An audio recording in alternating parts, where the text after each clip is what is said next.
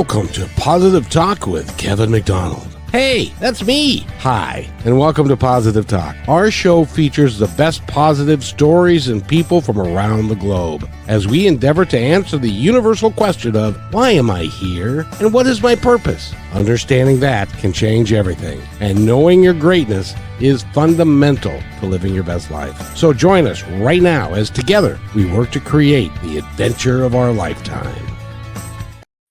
I gotta tell you, I am so happy. I'm so happy. One of the really coolest people on the planet is with us today, and her name is Randi-Lee Bowslaugh, and she's a mother. She is a kickboxer. She is an author. She is a podcaster. She does all kinds of cool things, and a lot of it evolves around her son, who is autistic, and her experiences with him growing up, and all the things. She's like a tough little mama bear when it comes to him, because she wouldn't let the school system decide how they were going to handle it and the things that they normally do. So, with that, it's great fun to have you here, my friend. How are you? I am so good. I am so excited to be back on the show. I always say this is my favorite show to come and be a guest on. So, Well, I love having you. It's just so much fun. We have a good time, and how many times do you think you've been on the show now? 5 or 6, I think, at least. Something like that, yeah. And I know your story a little bit by little bit, but you also, my friend, are becoming a podcaster of note. I think so. It's gonna be 3 years for my podcast at the end of March, and I'm almost at 200 episodes. It's like almost there. Good for you. Now you're doing one show a week? Yeah. When I started, I was able to do 2 a week. I just have more time, but now I just do the one. And 200 doing one time a week is significant. It really is. And you should be very proud of yourself. I love my show. It's so much fun, and because I have autism too, and so I get really focused on something. Like I'm like, oh, I'm gonna do this, and I do it. My husband's like, sure, and then I just lose interest in it. So the other day I was talking to him. I go, 3 years, honey. I've been doing it 3 years. He goes, I know. I'm surprised. Good for you. Like just genuinely, like, because he didn't expect me to still be doing it, but he totally supports me. That's why I have this fancy microphone, actually, because he got it for me for Christmas the one year, because he's like, okay, you're still doing it after like 2 months. Cool, you're gonna do it. What about podcasting do you like the most?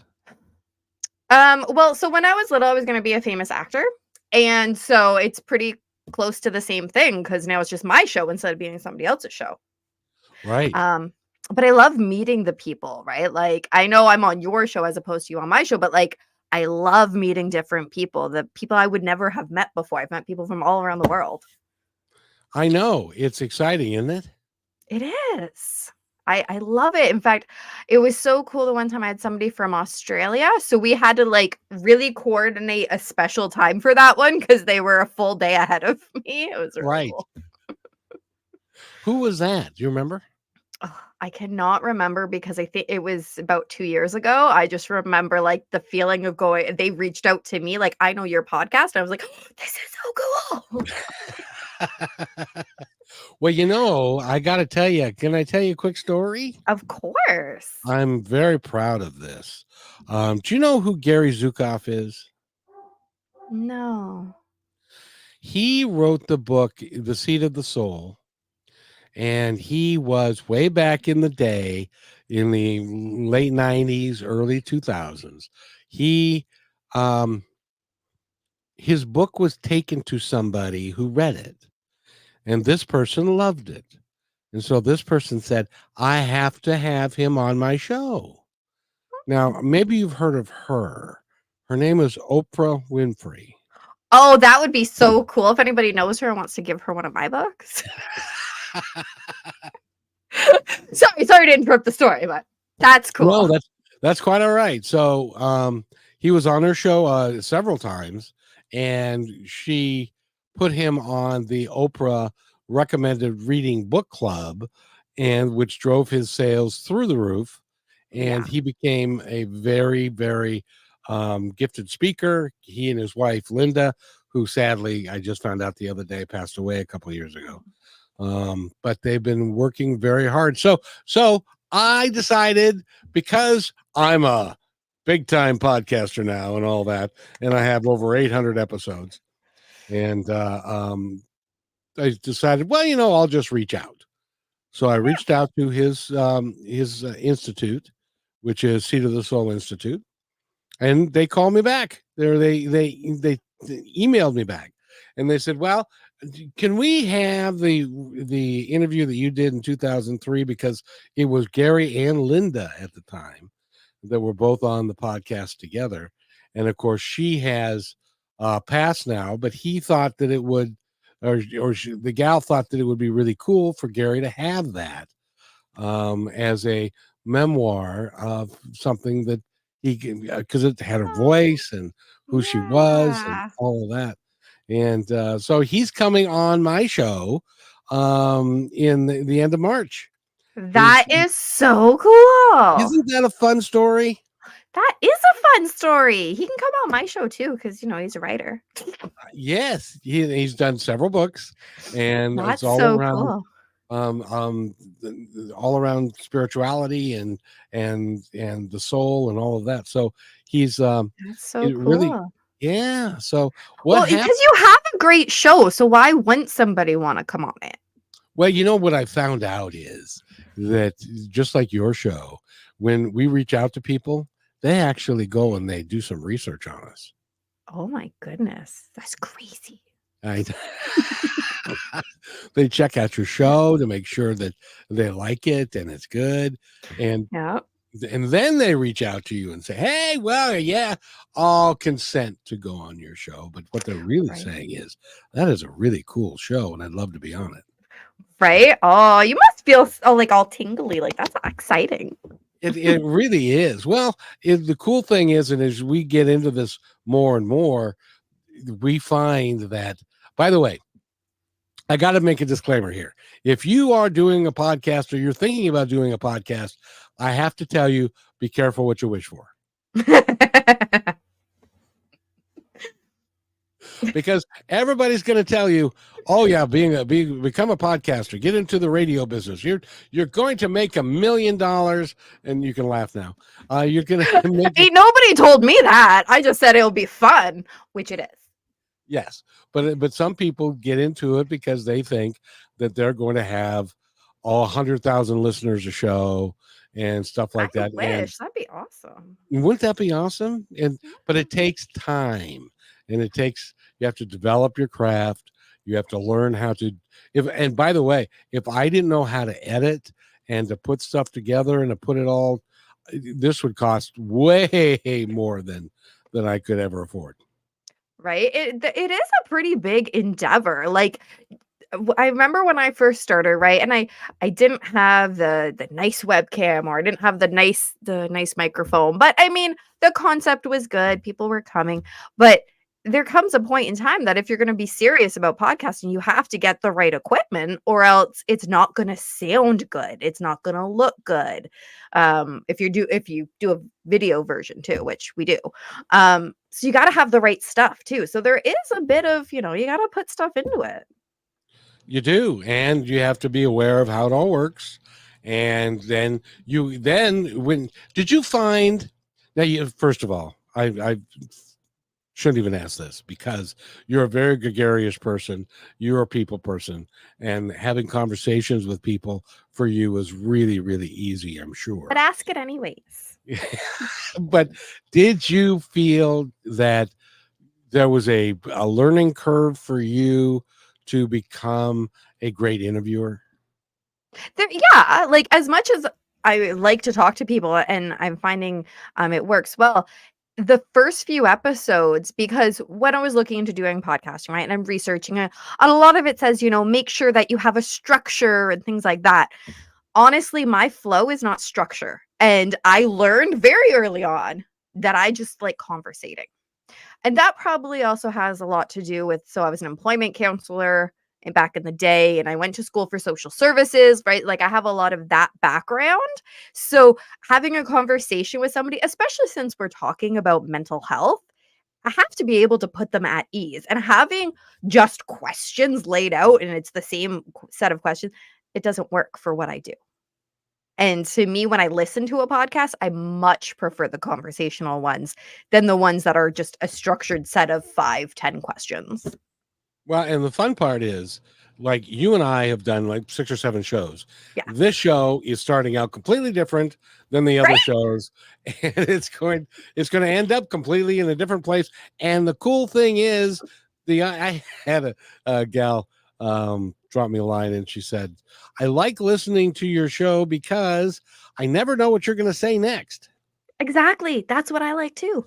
It's funny, before I come on and that come on, there we go. I'm always like, what are we gonna talk about this? Because we don't pre-plan it. Like if anybody's listening right now, we don't talk about what we're gonna talk about ahead of time. Kevin didn't go, hey, you know what? We're gonna start with talking about podcasts and then we'll move on to whatever. No idea. We just get on, we have fun. I attribute that to the fact that we both operate from a place of using our intuition. That's how you write your books. Yeah, exactly. I just kind of go. Yeah, and great writers, that's what they do. Great musicians, that's what they do. You said you wanted to be an actor growing up. I wanted to change my name to Paul. You know why? Why? Because there's a musician that I thought was really cool, and he is. So I wanted to be named after Paul McCartney. Oh, I wanted to change my name because Randy is a boy's name. I used to get teased. Oh, I'll bet. I'll bet. But now because my name is Randi-Lee, and that's what my mom used to always say. I'd be like, Mom, why did you name me a boy's name? And she'd go, I didn't. I named you Randi-Lee. It's just nobody ever puts my whole name together, right? Unless I'm in trouble. But now if you Google Randi-Lee Bowslaugh, like there's only one of me. It's fantastic. That's right. And so if you go to, I believe it's Randi-Lee Bowslaugh.com, right? Well, it's Bowslaugh? rbwriting.ca. Oh, that's right. You have a weird one.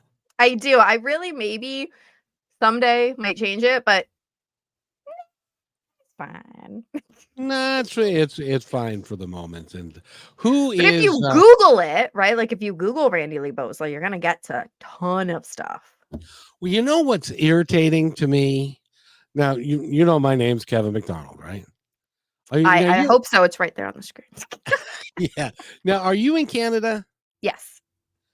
There's a guy in Canada that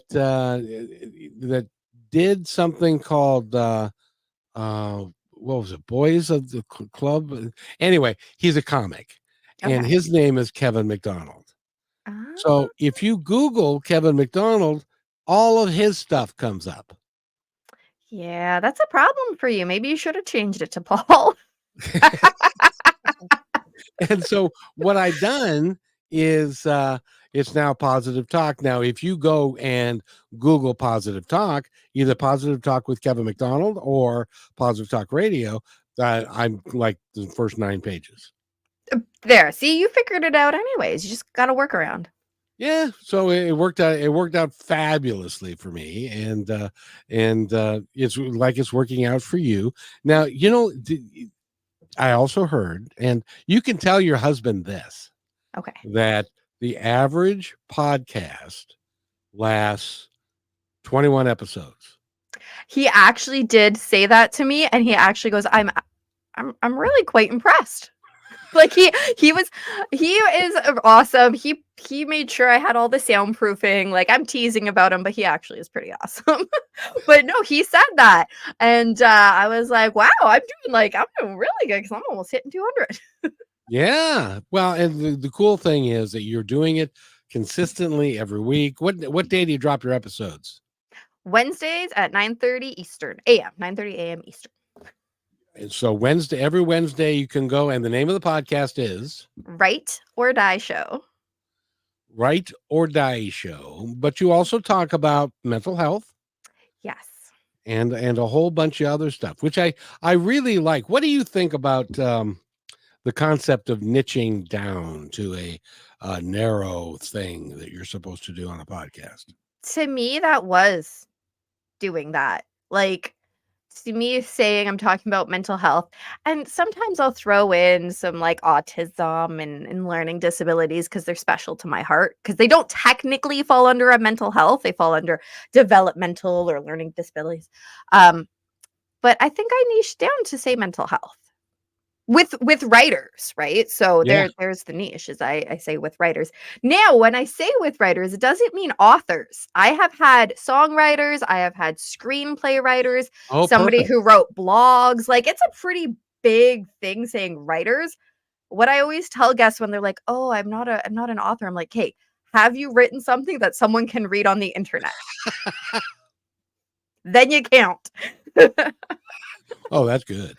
That's really good. Well, and like last hour, I interviewed a gal who works for a place called Dirt Fish Rally Racing School, and they teach primarily they teach men and women, but she's in charge of the women's program, and they teach women how to do rally racing. I don't even know what that is. Rally racing is a sports car, and it goes on a dirt through the over hill, under dale, through the woods, and run this track that they've got laid out, and then people time it, and whoever has the best time wins. But it's That sounds fun. yeah, except 80 or 90 miles an hour is zipping through the trees, and it's gravel, and it's dirt, and it's So mud, and it's what is snow. that in kilometers? Listen, I'm an American. We don't have any idea what a kilometer is. Hold on, let me see. 80 miles to kilometers is 130 kilometers. Oh, that would be fun. I've never sped that fast on a highway. No. And well, this isn't a highway. This is a dirt track. I know that's why it would Um, be so much fun. uh, you see, that's why you got into kickboxing. Probably, yeah. My Yeah. dad once asked me, so I don't talk to my dad very often. Normally when he calls, I'm like, "Who's dead?" But he called me this one time and he says, "Hey, do you want to go skydiving with me?" I was like, "No." He goes, "But you're into like kickboxing and doing all that fun, like different things." I'm like, "Yep, on the ground here on Earth." But driving really, really fast down a dirt path, I mean, that sounds fun. Just I'm not jumping out of a plane, that's all. I was talking with a Navy SEAL. And this is what I really love about podcasting is that now my show's a little bit more diverse because I don't know anything about anything, but I do know a little bit about a lot of things. And Okay. and so I enjoy talking to people who have got different ideas and different thoughts about stuff. And he's a Navy SEAL. And one of the things that they did is they jumped out of an airplane. And he said that he expected to be nervous. He expected that because it was a big airplane, and all the guys are lined up, and they're back to back to back to back to back, and then they go poof poof poof poof, and they all jump out. And so there's no 1, 2, 3 go. It's poof poof poof, and it's like you get to the head of the line, you're going whether or not you want. And he said that, and remember, these are all early 20 something, really buff macho Yeah. dudes that are in the Navy SEALs. And he said, I didn't expect a third of them would be bawling their heads off. They were crying because I don't want to jump. I don't want. That would be me. That would be me. We went treetop trekking the one year for my birthday over by Niagara Falls. It was awesome. Had no problem going all the way up. I can't remember. We're like, I don't know, 30, 40 feet in the air. See, feet because you're American. Like 30, 40 feet in the air, I do. something like that. Um, and we go through and you climb and you have little zip lines through it and you climb some more and whatever. But then we got to the end. Okay. And at the end, I figured that you zip lined down. So it would be a nice kind of easy go. Sure. No, you simply jump off. Oh. Yeah, see that face right there? That's the face I made when I got to the end, they said, "Okay, jump." And I went, what? No, I'm not what?" And I'm like trying to psych myself up. I'm like, okay, I'm gonna jump. And my husband did not realize that I was actually scared to do this. He felt so bad after. So he's teasing me. He goes, "Come on, just jump. It'll be easy. Just go. Like, oh, you're not gonna fall." And I'm like, oh my gosh. I'm like, now I'm freaking out more. And I looked at him and I actually had tears in my eyes. I go, I can't.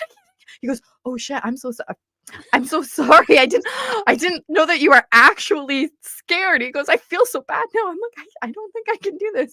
And I'm like, "You're gonna have to push me." He goes, "What?" And I go, "You're gonna have to push me. I cannot jump myself. You will have to push me." So I'm standing there holding on to the thing that's there, and I close my eyes like, "Okay, you're gonna have to push me. You're just gonna have to." And he did. He pushed me, and I went down to the ground. And I'm like, "Oh my gosh, that was petrifying." And I don't know if I want to do that again. But the problem is, I really like doing the high ropes. If they just let me climb down after, it'd be fine. By the way, we're talking with Randi-Lee Bowslaugh, and we're going to be talking more about some of the work that she does. But first of all, I have to go edit out what she just said a minute ago. So we're going to Sorry. take a real quick break. It's only 30 seconds. It won't be long. We'll be right back.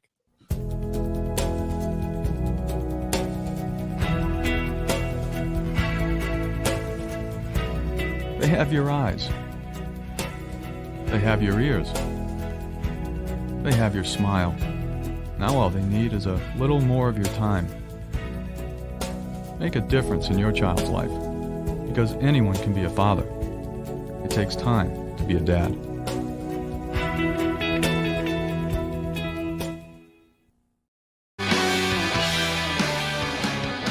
And welcome back to Positive Talk with Kevin McDonald. And we've got a fabulous guest with us today. Her name is Randi-Lee, and she is an incredible writer, podcaster, mother, kickboxer, a national champion kickboxer, and she has got a wonderful personality, and she's been great with her kid. And who, when we get into it, there was a lot of stuff that you had to put up with in the education system to get him what he needed. And he's now 19 or 20, isn't he? No, he's 17. Oh, and big news. I'm sharing with you. Nobody else. Well, I shouldn't say nobody else knows. Nobody else in the big wide world knows. Family knows. He just got accepted to college. Yeah, hold on. Hold on. That's not right.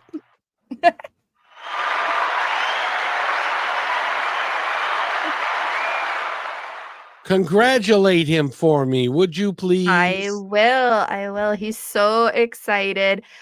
He's going to be going into baking and pastry arts. It is a fabulous job if that's what you love to do. So I didn't think that was what he was going to do. We actually thought he was going to go and be like a graphic designer or tattoo artist. But baking does also make sense because ever since he was little, he was baking stuff, and I mean his own creations. Sometimes they worked and were delicious, and sometimes they went in the garbage. But he has always been, trying to invent, and he loves baking and all that stuff. So it does make a lot of sense. Well, and if you are a baker that really is good at what you do, and especially with your decorations and how you put it together, you can actually make a really nice living doing that. Yeah, so he's excited. Last summer we took a tour of the college where the baking program is, and it looks really cool. Like every station has all their own equipment. They wash the uniforms at the school. You don't want to bring them home. I love that part. Ooh, that's pretty cool. And after you like make the stuff, you get to bring it home and eat it. Um and like the teacher, they have a camera over them and then TVs behind them so you can see everything they're doing, kind of like a cooking show. It's so cool. Oh, that is awesome. That Yeah. is awesome. He must be very proud of himself. And I know you as Big Mama are proud of him too. Yeah, he's super excited. He's just got this last semester of high school to finish up and then he can move on. I remember what those days were like. No, I don't. That was 50 years ago. You're not supposed to admit that. You're just supposed to say, "Yeah, I remember those days." I know. Well, Randi-Lee, and I haven't told you this story. I'm not sure I've told this on the air yet, but Ooh. I had a high school sweetheart, and then when I was 15 to 17, and when I was obviously in high school, and then I had to go to work, and she wanted to go play, so we broke up. And I haven't talked to her in 50 years, but I knew her husband because he was my backup on the football team, and Oh, it happens to me all the time that the women that I'm dating somehow end up dating or marrying somebody that I know. you can think of yourself like a matchmaker then. Apparently, it's like we'll take anybody other than him. So that's kind I of wasn't thinking it that way. so. Anyway, I went on Facebook one time, and his little brother, who also played on the football team, had gone to Facebook, and I'd never been able to find him on Facebook at all because they were very private people, and but I saw his thing, his profile, and it said went to Juanita High School, which is where we went to school, went to the University of Washington, where he did this. This is what he did for a career, and he's a widower. I said, well, wait, that means my high school sweetheart is dead? And he was like, I hadn't seen her in 50 years, but Yeah. you know how that goes. Still, it's sad when it takes you back, you know. It really does. Well, I'm quite, if you got a 17-year-old kid, I got a 35-year-old kid. So I'm quite a bit older than you. I'm closer to the Rainbow Bridge than I'd like to admit, I'm afraid. I'm only 36. Oh, dang. To be 36 again would be, I was a general manager of a restaurant when I was 36. So, Oh, yeah. So this seems more fun, more you. what what was funny was it was a busy restaurant. And so on Friday, Saturday night, we generally always ran a wait. And so I used to be the one, because I wanted to, that would announce party of Johnson, party of 3, your table's ready. And I used to do impressions like Jack Nichols, Johnson, party of 3, your table's ready now. That would be fun. Whenever I'm reading my stories, I do voices. Yes. Now, are you doing any audiobooks out of them? So I've done a couple. So Embracing Me is on Audible. That was the first one I did. And then I just finished putting up Goodbye Too Soon, the one about my brother's death. But I went a different way. I didn't do Audible this time because I'm trying to drive traffic over to my Patreon page. So that one is actually available on Patreon. So you don't have to be like a monthly subscriber to download it. You just have to be on that page. And I figure if people go to that page, they'll be like, oh, this is cool. And maybe like buy other stuff. Well, and a public service announcement, if I can, and that is this, is people like Randi-Lee work so hard at putting her podcast together and to get the word out in a positive way, and it's expensive. It takes a lot in time, and your husband outfitted your whole room so it's soundproof, and you've got professional equipment. It takes a lot of money. So if you can support us in the work that we're doing, by gum, go ahead and do it. And going to Patreon and doing 10-15 bucks a month, that's nothing. And Right? You spend more than that at Starbucks. Exactly. I just spend more than that. Well, never mind. But enough of my personal life right there. But Sorry. if you can do that, then it really is a great way for you to help give back and to keep some of these really good podcasts going, because like I like to say, radio shows and podcasts are kind of like a box of chocolates, because you never know what you're gonna get. You're going to get something good, though. At least at ours. At least at ours, except it's like a box of chocolates. I hate coconut, and they never tell you where the coconut thing is until you chew into it, and then it's got coconut. It's like that. For Christmas, my kid got a bunch of different kinds of chocolates. So my kid, he's very plain. He likes plain chocolate, he likes regular Kit Kat, and he likes regular Reese cups. That's it. Those are the 3 kinds of things he likes. But for whatever reason, my in-laws, my sister-in-law, they keep giving him chocolate varieties because it looks cool having various packages and stuff. So he goes and he takes one bite. Well, I don't like that. Takes another bite. Nah, I don't- Of all of these chocolates, hands me the bag back. It's a pretty good sized bag. There's probably a good 25 pieces of chocolate in there. They're all individually wrapped. So he takes the bite, wraps it back up, puts it back in the bag, gives it to me. I don't like these ones. Oh, okay. I didn't realize he had taken a bite out of every single one. It was my kid though, so I still ate it. But I'm like, the red one's all caramel. You didn't have to take a bite out of all the red ones. You know you don't like the red one. I know. It's just, I know your story, and your story is both very uplifting and it's also very heartbreaking. And you've written a couple of books about it and stuff. And I really would like to get into talking with you about that when we, and actually maybe have some substance to the show for maybe a couple of minutes. That would be fun. We've had substance. Fun. Yeah. Exactly. That's what it's designed to be. But when we come back, we're going to talk about Randi-Lee Bowslaugh and her work and the books that she's written, why she's written them, and the impact that I believe they're going to have on the world. And you're listening to Positive Talk with Kevin McDonald, and we need to take a station break, and we'll be right back. A minute at tops, I promise. Just a minute, okay? You're listening to Brushwood Media Network, the best in syndicated talk, news, and entertainment shows. As you go about your daily life, look closer. As you gather with family and friends who love and support you, look closer. There are youth right in your community who don't have the home, warmth, and healing you have. So look closer. Every year across America, a staggering 4.2 million youth are homeless or trafficked. And for 50 years, Covenant House has worked relentlessly to keep them safe and protected.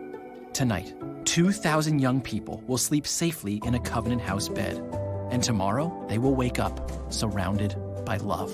They get clean clothes, hot meals, medical care, and a safe place to sleep. 24 hours a day, 7 days a week. In sites across America to help them fulfill the great promise of their lives. So look closer at Covenant House. To help or get help, go to covenanthouse.org. And welcome back to Positive Talk with Kevin McDonald. And it's so great.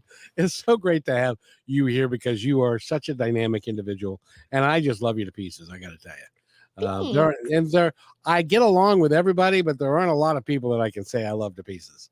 Oh, thank you. You really are cool. But you know, since I've joined the Brushwood Media Network and I'm starting to play some of these public service announcements, I really like them. I think that they add quite a bit. What do you think? I was that last one there with Covenant House. I'd never heard of that before. We have other stuff here where I am locally, right? Specific for that kind of thing.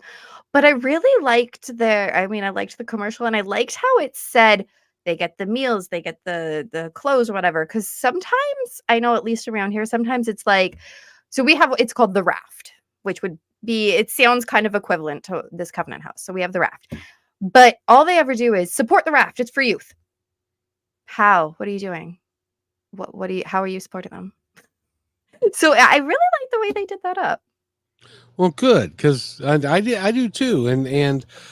But you're right. When you start talking about charities, there's the ones that always get me are the ones that they're charities for animals and dogs, and they show the dog and the cat with this really sad face, and they're shaking, and then they say, for just $19 a month, you can save all these animals.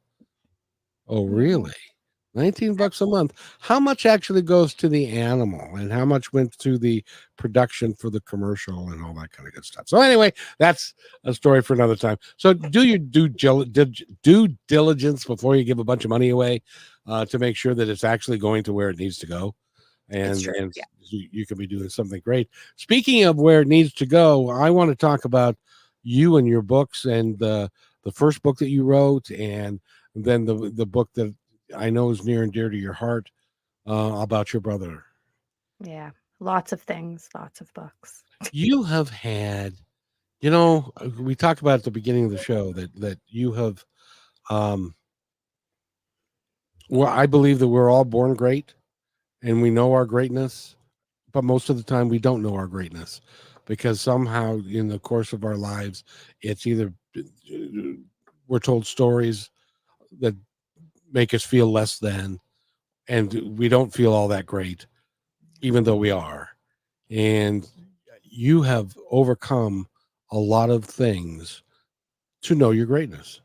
And now you're You're living. gonna make me cry. I know I'm starting to get the idea that I should be Barbara Walters, but she used to make people cry. Anyway, I do know who she is. I'm not. I mean, oh, okay.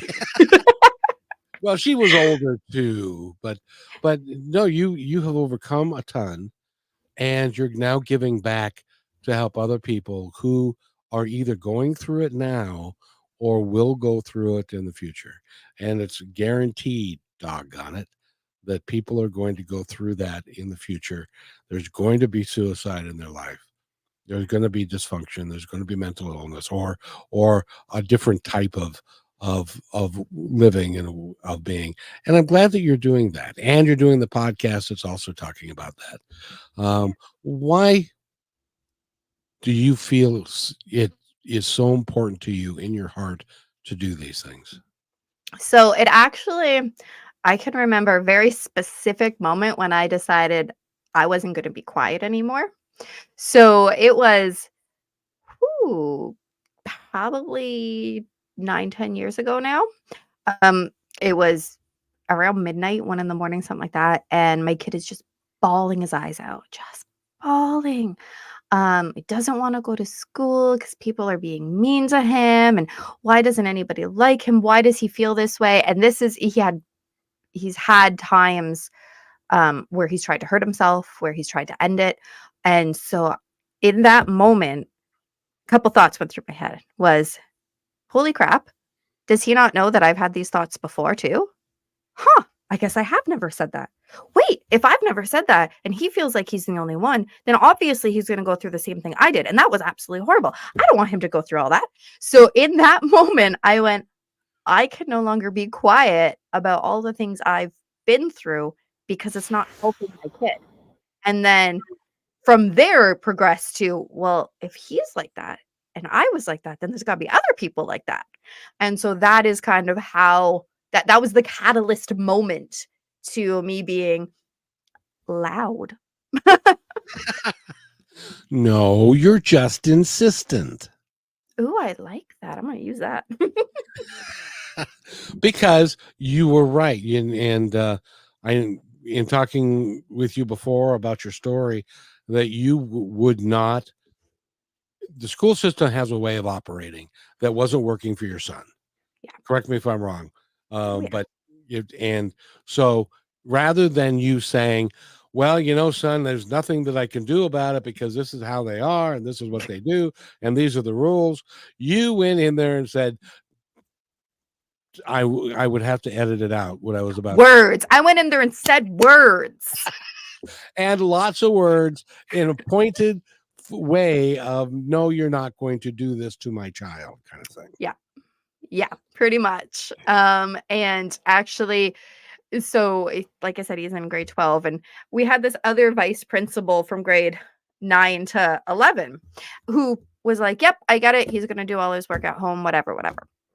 This new one comes in, and last year I'm talking to him, and he's trying to tell me, oh, well, that's not how we are supposed to do things. We can't do it like that. We need to come up with a plan. I said, I have a plan. These are the classes he's going to take, and he's going to do his work at home. That is the plan. He goes, yeah, but we can't do that. no, but you can because we've been doing that. Well, he wasn't really supposed to let you do it that way. So I don't care. I'm not trying to get anybody in trouble.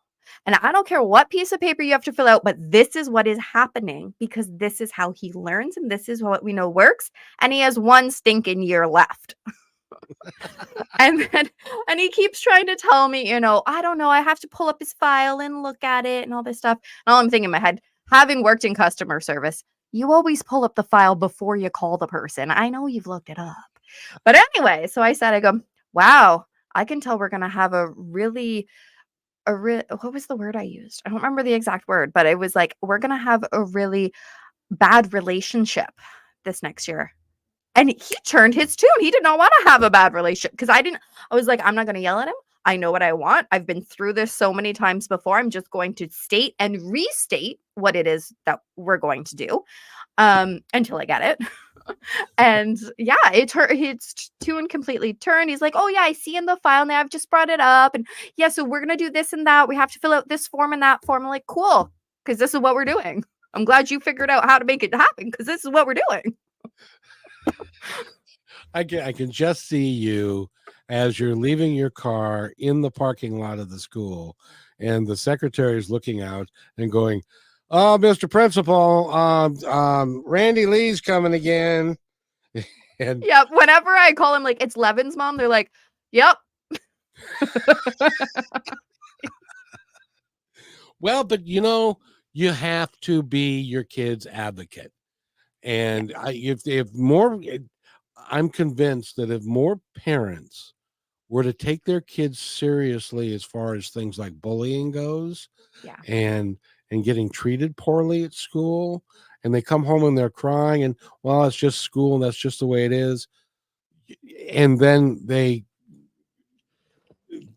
have a bad day, and the next thing you know, they're not here anymore. Yeah. And that needs to stop. Yeah. As you're saying, that's just the way it is. It's just the way it was. It doesn't need to continue being the way it is. You're absolutely right. And you know what I think is really exciting about the younger generation is that I'll give you an example. Her name is Shanti. She's an author. She's written 15 books. She's 15 years old. Wow. She's written several books about bullying because her and her twin sister were both bullied in middle school. And she, as a 15-year-old, was not going to put up with it. So she wrote books. She went to the principal. There were a girl or two that were, how mean girls can be. Mm-hmm. And she was not going to put up with that. And then she got people behind her, and that's what it takes now. That's awesome. Yeah, she's in California. Shanti Herdenson, and she's a bright kid, and because she was a unique personality, she could sit down and write 1,000 words an hour. Wow. That's awesome. I know. But the problem was that there are girls that could not do that. And so they were like, "You're weird. You can't do anything. You're ugly." And yeah, when you're different, when you stick out from the crowd, being a teenager sucks. Or preteen or whatever. Like it took so long for me to be like, you know what? I'm weird. I'm quirky. That's cool. I'm me. But as a teenager, as a preteen, and being, in those situations, it makes you feel less than. Nobody wants to talk to you. You're the weird kid. You're right. Nobody wants to be your friend. And that feels absolutely horrific. As an adult coming into my own and embracing me, that's the name of one of my books. It's awesome because it's a completely different outlook on life, but it is not an easy place to get to. Do you know that you just said the reason that I have Know Your Greatness in the title is because it's a journey to know your greatness. and that your greatness may be different than everybody else's greatness on the planet, and that should be celebrated. Yeah. And it should be different. If we were all the same, life would be boring. I know. It would be no fun. It would be no fun at all. And it's important that we all come down here for a different reason, and we all come down here to have the experiences that we choose to have, and we need to be able to make them the best that we can be. And there's a reason why your son chose you as his mom. 'Cause I'm so pretty. Yeah. Well, yeah, and but also you are not going to take no for an answer, and you're going to protect him, and you're going to Yeah. and do what needs to happen. And now look at him; he's going to college. I know. He's got his G2, which, if you don't know what that means, it means he can drive all by himself now. Good for him. Yup. There was a time when I was like, I don't even know if he's going to graduate high school.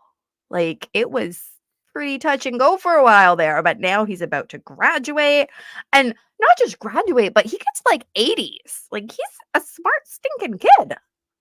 And he's driving on his own. He's going to go to college. He's looking for a part-time job. Like, it's so crazy how they can change with nurturing and love and advocacy and, listening to what it is that they need and getting them what it is they need. And then they start experiencing the truth, which is they are great. And Yeah. when you have a moment in time that validates for you what you've always told him he's great, but your mom, that doesn't count.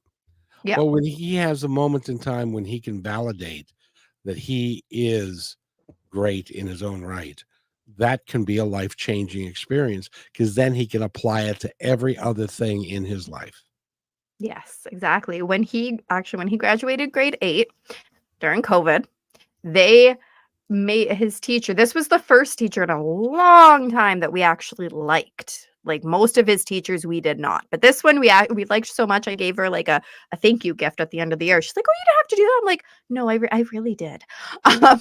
But at the graduation, they gave him a special award because he did so well with learning online.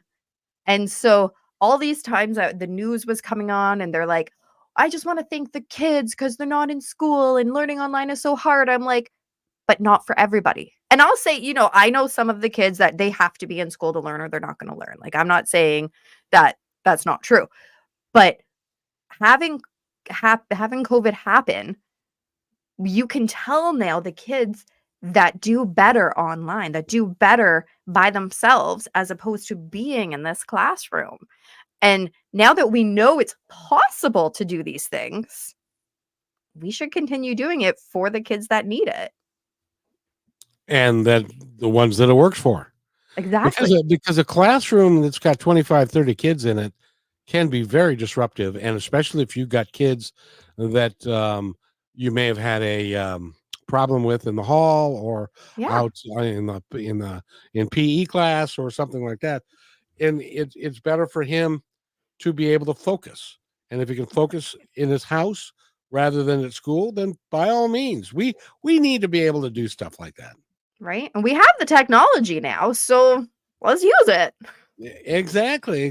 By the way, we're talking with Randi-Lee, and your website, if somebody wants to find out all about you, is rbwriting.ca. That would be Randi-Lee Bowslaugh writing.ca, CA. which is the Canadian version of the American, like .com. It's the Canadian style version of that stuff there. Do I really talk like that? No. No. I don't even know how to do a Canadian accent. I'm not sure. No, I don't either. It just kind of comes out that way. I don't know if it's right or not, but It's not, because I've heard Canadian accents, like the people that live like really far up north or out east, they have accents. well, I live too close to the border. Yeah. Well, the thing is, it's a caricature because there used to be a television show down here that featured a couple of Canadians sitting there drinking beer and stuff. Hey.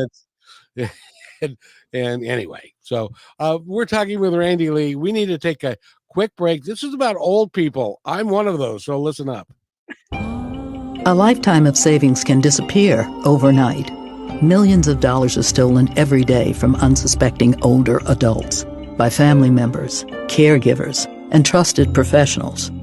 If you suspect financial exploitation, call the Elder Care Locator at 1-800-677-1116 or go online to the National Adult Protective Services Association to be connected with help in your area. And welcome back. See, that was a very short little break, but it was impactful because there are a lot of older folks that are not really prepared for, your caregivers and stuff like that can mismanage your money and stuff. So go ahead. That's a very fitting commercial, actually. So I just finished, well, I shouldn't say just finished. Last year I finished writing and published Crime Stoppers of Niagara History. So Crime Stoppers, it's a worldwide organization started in Albuquerque, New Mexico. Go read the book. But the elder part here, each area that Crime Stoppers is, they can have their own special programs as well. We here in Niagara have one that is for elder abuse, and that is one of the big things that they're talking about is financial elder abuse. Well, because you have people tell you when you're older and you're still using your flip phone and you don't have a smartphone and the computer befuddles you, and every time you try and print something, you get like 30,000 documents in the queue and it locks up and it becomes very frustrating. And then you have somebody come along and says, hey, I'll manage that stuff for you. I got it. It's easy. And then they lie to you. And then the money just kind of disappears. Yeah. And we need to take care of all of us. And some of us need a little bit more care. Yep. And I mean, I don't know how the legislation works where you are, but up here, a lot of that. That's pretty funny right there. Because neither do they. Anyways, so a lot of the stuff that could fall under elder abuse, especially the financial side of it, is not a legal issue. Unless you can prove that there's like some kind of fraud or something going on, it becomes, I don't even know exactly, but like it's more of a family issue, right? So it has to be dealt with outside of the police because you can't just call them. There's no legal standing behind it. And so that's why Crime Stoppers started what they're doing here with the elder abuse program, because you can call in a tip. That doesn't necessarily mean it's going to make it to the police this time, just because it's not, but they can go, okay, we know which organization you actually need to talk to get somebody to help you. So it's kind of neat that way. Well, I have a relative or a relative of a relative, and she, her husband did well. He'd passed. And she had some money. And one of her kids who had a business came to her and said, Mom, the business is in trouble. I need your help. And so she helped him. And he came back a year later. Mom, the business is in trouble again. I need some more help. Well, I'll loan you some more money. She looked at it as a loan. He looked at it as a gift. He took the money. She passed away. He took more money than was entitled to him. But his brothers and sisters had no way of knowing how much it was, because Mom was rather secretive about her stuff, because she didn't trust very many people, and she trusted her son, because that's what you do. And so he ended up taking that money. He burned through it. His business still collapsed, and now that money's gone. And so you just have to be careful, and people need to help older folks get educated on how how it can happen to them, and it can happen quickly. Oh, for sure. Yeah, so good. Well, I'm glad we agree on that, and we also agree that the Congress in the United States isn't doing anything. But that's beside the point. And we also agree that the Prime Minister here in Canada isn't doing anything. Awesome. And this isn't a political show, and so we were not going to talk about that. But Exactly, but we agree, so we're moving on now. exactly. Randy-Lee, what do you got coming up? You got another book you're writing? Obviously. So I have a couple of books, always a couple. So I have a kid's book it's written, and there is 2 pictures left that are being designed actually by my kid. So hopefully they should be done by the end of next month. Fingers crossed. So that is the second in a Woofy series. So Woofy is the stuffed dog. He lives in a classroom. He goes home with different kids. So the story is always a little bit different with different characters. And so this time he goes home with a little girl whose hamster dies. And he learns how to say goodbye to somebody that you miss and love. Based on a true story of my kid's hamster dying. Maybe because I accidentally killed it, maybe not. No, it was just his time. Yes, I did not accidentally leave him by an open, very cold window, not knowing that hamsters can go into hibernation and die. That's all right. One time my brother, God rest his soul, came down to my work. He got really drunk, and he drove down to my work, and I was going to take him home and stuff because he couldn't drive home in that condition. And so he looked all over the place in the parking lot. His car wasn't there, and I don't know what happened to my car. And so we took him home, and then we filled out a police report. Police called us the next day and said, "We found your car. It's down in Grand Pass, Oregon, which is like 7 hours from where I live."